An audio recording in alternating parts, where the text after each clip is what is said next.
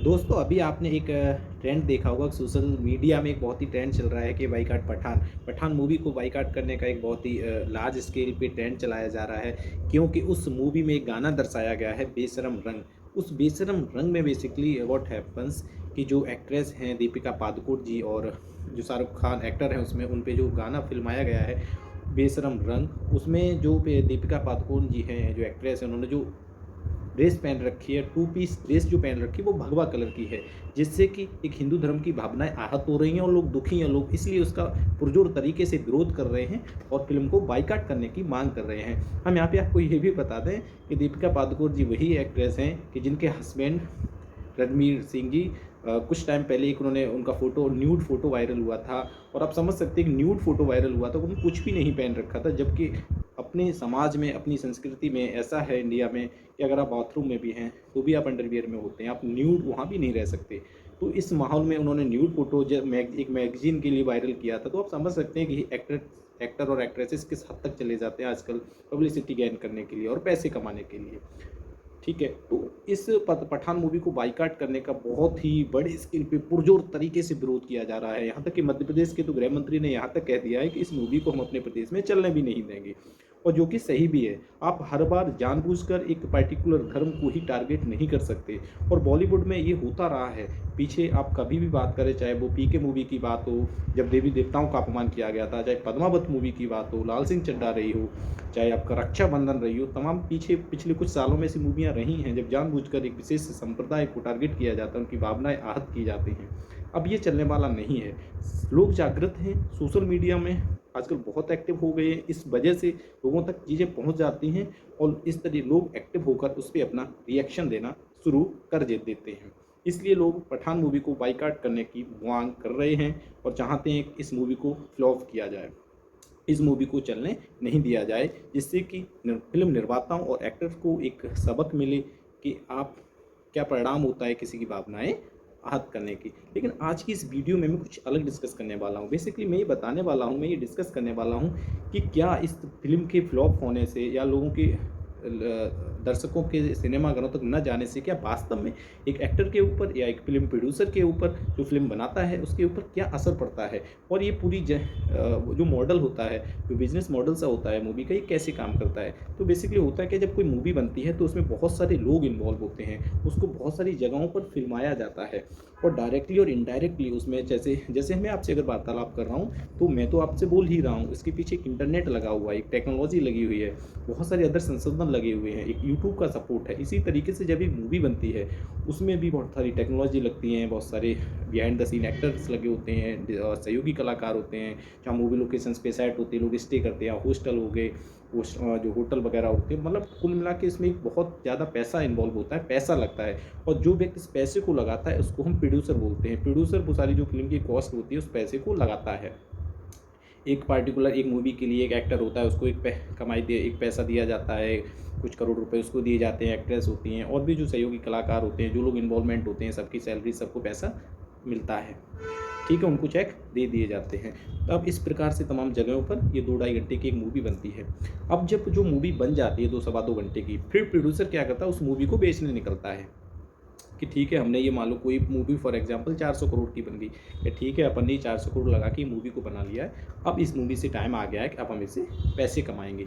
लेकिन ऐसा नहीं होता है कि वो डायरेक्ट जो प्रोड्यूसर होता है वो डायरेक्टली सिनेमाघरों में लेके पहुंच गया, लोगों के पास मूवी दिखाता है, ऐसा नहीं होता है। अब बीच में एक और बंदे का रोल होता है और वो होता है डिस्ट्रीब्यूटर। ये डिस्ट्रीब्यूटर बेसिकली क्या होता है कि डिस्ट्रीब्यूटर ऐसे होता है जैसे मालूम ने एक बुक लिखी, किसी सब्जेक्ट के ऊपर हमने एक ये बुक लिखी और इस बुक को लेके हम एक बुक सेलर के पास चला गया कि जी देखो हमने ये बुक बनाई है, ये बुक लिखी है, अब तुम्हारा काम है इस बुक को ग्राहकों तक पहुंचाना। आप हमें एक पर्टिकुलर अमाउंट दे सकते हो, उसका जो भी आप कमाई करो आप इसकी बुक के थ्रू कर सकते हो। ऐसे ही डिस्ट्रीब्यूटर का रोल होता है। सो डिस्ट्रीब्यूटर और प्रोड्यूसर में 2 तरीके से डील होती है, एक होता है एडवांस पेमेंट और एक होता है मिनिमम बिलिंग। पहले हम बात कर लेते हैं कि एडवांस पेमेंट क्या होता है। फॉर एग्जांपल अगर मान लो एक पर्टिकुलर फिल्म की जो कॉस्ट आई है, जो लागत है वो 400 करोड़ है, ठीक है, तो प्रोड्यूसर क्या कहता है कि आप हमें 500 करोड़ दे दो, ठीक है, और अपन इसके ऊपर जो भी कमाई होगी वो हम बाद में मिल बांट के साझा कर लेंगे, एक रेशियो में डिस्ट्रीब्यूट आपस में साझा बाँट लेंगे, जो भी 500 करोड़ से ऊपर की कमाई होगी। एक दूसरा तरीका होता है मिनिमम गारंटी। मिनिमम गारंटी क्या होता है, जैसे 400 करोड़ अगर फ़िल्म की लागत है, ठीक है? तो प्रोड्यूसर क्या कहता है, आप एक काम करो, हमें 600 करोड़ दे दो, ठीक है? आपने हमें 600 करोड़ दे दी, इसके अलावा आप जितनी भी कमाई करोगे वो आपकी है, चाहे आप 1000 करोड़, 2000 करोड़, 3000 करोड़, जितने भी पैसा आपको अर्निंग होगी इस मूवी से वो आपकी है। तो इस तरीके से क्या हो जाता है, बेसिकली जो प्रोड्यूसर होता है वो सिक्योर हो जाता है। उसको अपने 400 करोड़ लगाए, उसको अपन 600 करोड़ मिल गए, वो सिक्योर हो जाता है, उसको गारंटी मिल जाती है। फिर जब डिस्ट्रीब्यूटर उस फिल्म की राइट परचेज करने के बाद फिर निकलता है मार्केट में। अब दिमाग बहुत सेंसिबल होता है, वो लगाता है दिमाग कि अपन को पैसे कैसे कमाने हैं। हाँ, इससे पहले मैं एक चीज़ ऐड करना भूल गया कि जब डिस्ट्रीब्यूटर ये सारा दिमाग डिसीजन ले रहा होता है, उससे पहले वो एक काम और करता है, उस मूवी को प्रॉपर्ली देखता है, उसकी राइट परचेज करने से पहले उस मूवी को देखता है कि ये मूवी कितनी है, दर्शक विल रिएक्ट ऑन दिस, कि लोगों को पसंद आएगी कि नहीं, कितनी दम है, कितना रिस्पॉन्स आ सकता है, कितनी कमाई हो सकती है। वो स्मार्ट बंदा होता है डिस्ट्रीब्यूटर, तो वो प्रॉपर्ली पहले अपना दिमाग लगाता है, उसको बैठ के पूरी मूवी को देखता है कि कितनी दम है मूवी में, अकॉर्डिंगली वो उसकी राइट, उसकी वैल्यू को जो होता है वो अकॉर्डिंगली समझता है, वो उसकी राइट खरीदता है। तो उसकी राइट खरीदने के बाद वो निकलता है मार्केट में, फिर वो बुलाता है उन लोगों को जो मल्टीप्लेक्स सिनेमा वाले लोग होते हैं, जैसे आइनॉक्स सिनेमा का नाम आपने सुना होगा, पीवीआर सिनेमा हो गए, इस तरीके जो तमाम सन सिटी सिनेमाज हो गए, इन सिनेमाज वाले जो होते हैं उनके साथ कहता है देखो अपन ने इस मूवी के राइट्स खरीद लिए हैं, अब अपने ने कमाई करनी है। तो फिर उसके अकॉर्डिंग आपने देखा होगा बुकिंग स्टार्ट होती है, एडवांस बुकिंग होती है और विंडोज़ बुकिंग होती हैं, और वो कहता है कि अपने लोग इस मूवी को सिनेमाघरों में लगाएंगे और वीकली लेवल पे इस मूवी की जो कलेक्शन होगा उसको हम रिव्यू करेंगे। इसलिए आपने एक चीज़ देखी होगी कि जनरली आपने सुना होगा कि इस हफ्ते में इस पर्टिकुलर मूवी की इतनी कमाई हुई है, सेकंड हफ्ते में इतनी हुई है, थर्ड हफ्ते में इतनी हुई है, इसीलिए वो वीकली लेवल पे होता है, क्योंकि डिस्ट्रीब्यूटर वीकली लेवल पे रिव्यू करता है प्रेम कलेक्शन का। इसके अलावा भी यही एक तरीका नहीं होता, और डिस्ट्रीब्यूटर और भी दिमाग लगाता है और कैसे इस मूवी से अब पैसे कमाए जा सकते हैं। तो वो क्या करता है, उसके डिजिटल राइट्स भी सेल कर देता है। जो आपने आजकल देखा होगा कि डिजिटल प्लेटफॉर्म बहुत पॉपुलर हो गए हैं, जैसे नेटफ्लिक्स हो गया, अमेजॉन प्राइम हो गए।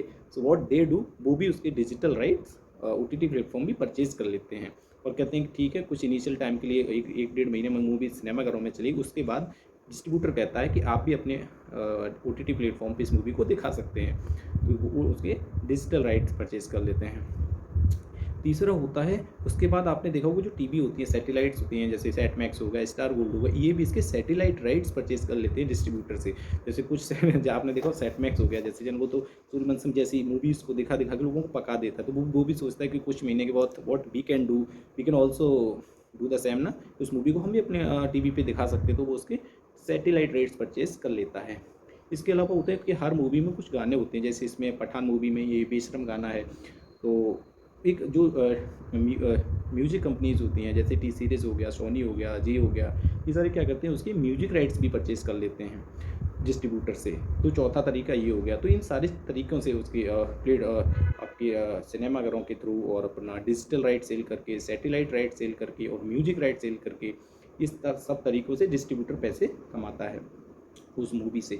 और यही कुछ तरीके नहीं होते, इसके अलावा भी आपने फ़िल्मों में एक चीज़ देखी हो, कुछ फ़िल्मों में कुछ पर्टिकुलर चीज़ों को बहुत ज़्यादा एडवर्टाइज़ किया जाता है। जैसे अपना कुछ बैंक हो गए, कोई पर्टिकुलर गाड़ी हो गई, कोई पर्टिकुलर इंस्टीट्यूशंस हो गया, तो उसको स्पॉन्सरशिप के भी पैसे लेते हैं। तो वो भी एक तरीका होता है, वहाँ से भी कुल मिला के इन सब बातों का ये रिज़ल्ट ये होता है कि डिस्ट्रीब्यूटर और प्रोड्यूसर फिल्म लगने से पहले एक अच्छी खासी कमाई तो कर लेते हैं। इसलिए ये जो ट्रेंड चलाया जाता है कि बाइकआउट किसी पर्टिकुलर मूवी को, इसलिए उसका बहुत ज़्यादा असर ऐसा नहीं होता है कि वो एक्टर्स कंगाल हो जाएगा, गरीब हो जाएगा अगर उसकी इस मूवी को कोई देखने नहीं जाएगा, क्योंकि उसकी अच्छी खासी कमाई तो डिस्ट्रीब्यूटर पहले ही कर लेते हैं, इन सारे राइट्स को सेल करके पहले ही कर चुके होते हैं।